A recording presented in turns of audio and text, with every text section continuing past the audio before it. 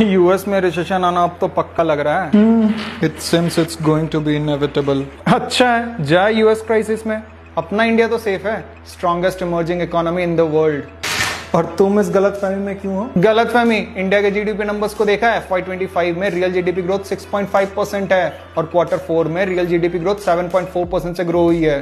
तो इससे हम पर रिसेशन का इम्पैक्ट नहीं पड़ेगा? तो ग्लोबल अनसर्टेनिटी में जहां Q4 में पूरी दुनिया स्ट्रगल कर रही थी, हमारी जीडीपी ग्रो हुई है, तो हमें किस बात की टेंशन? तुमने शायद जीडीपी का ना ठीक से देखा नहीं है।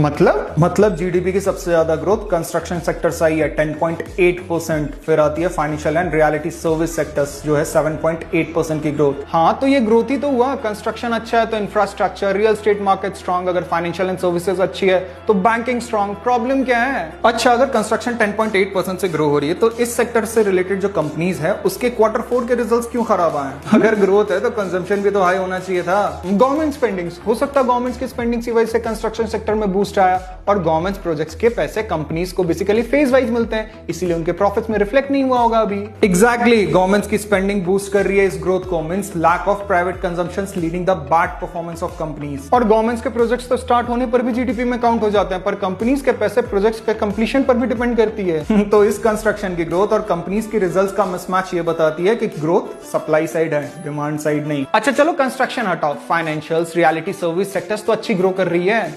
सर्विस सेक्टर जिसकी 60 to 70% रेवेन्यू यूएस यूके से आती है। और रही बात फाइनेंशियल सर्विस की, अगर बैंकिंग स्ट्रांग है तो लोन ग्रोथ और क्रेडिट डिमांड इतनी लो क्यों है? मैं क्या बताऊं ऐसा क्यों है? कंट्री की NBFCs, digital infra, fintech, mutual funds, insurance, real estate के ट्रांजैक्शंस इस फाइनेंशियल सर्विस के ग्रोथ को ड्राइव कर रही है।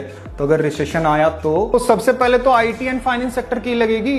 एग्जैक्टली। पर इंडिया की ग्रोथ मैक्सिमम तो डोमेस्टिक कंजम्पशन पे चलती है ना। चलो इनको भी देख लेते हैं। माइनिंग सेक्टर 2.5% की ग्रोथ है, मतलब या तो हमारे कंट्री में रॉ मटेरियल्स की डिमांड कम है या फिर हम इनके लिए इंपोर्ट्स ज्यादा कर रहे हैं। मतलब कोर सेक्टर्स भी ग्लोबल इकोनॉमी से कनेक्टेड है। अब आते हैं मैन्युफैक्चरिंग सेक्टर पर, जो इंडस्ट्रियल साइड की डिमांड इंडिकेटर है, लाइक ऑटोमोटिव्स, इलेक्ट्रॉनिक्स, एफएमसीजी जैसे चीजों की प्रोडक्शन हो रही है या नहीं। और ये तो डायरेक्टली शो करती है कंज्यूमर्स डिमांड को, जिसकी ग्रोथ है 4.8%, which is not bad, but इतनी भी अच्छी नहीं है जो रिसेशन आने पर सस्टेन कर जाए। और इन सेक्टर्स के कंपनीज के रिजल्ट्स तो ऑलरेडी अच्छे नहीं आ रहे हैं। अब आते हैं यूटिलिटी सेक्टर पर। The power consumption of India 5.4% की ग्रोथ है। इट्स एन एसेंशियल सर्विसेज, तो इतनी ग्रोथ चलती है। चलो कुछ तो अच्छा है। And the last, trades and hotels, जो कंज्यूमर स्पेंडिंग से डायरेक्टली लिंक है, 6% की ग्रोथ, विच इज वेरी स्ट्रांग। पर अगर रिसेशन आया ना तो लोग सबसे पहले तो अपनी डिस्क्रिशनरी स्पेंडिंग से कट करते हैं। एग्जैक्टली। मतलब स्ट्रांग जीडीपी ग्रोथ हमें रिसेशन प्रूफ नहीं बनाएगी। जन्नत की हकीकत हमें भी पता है, और दिल बहलाने को गालिब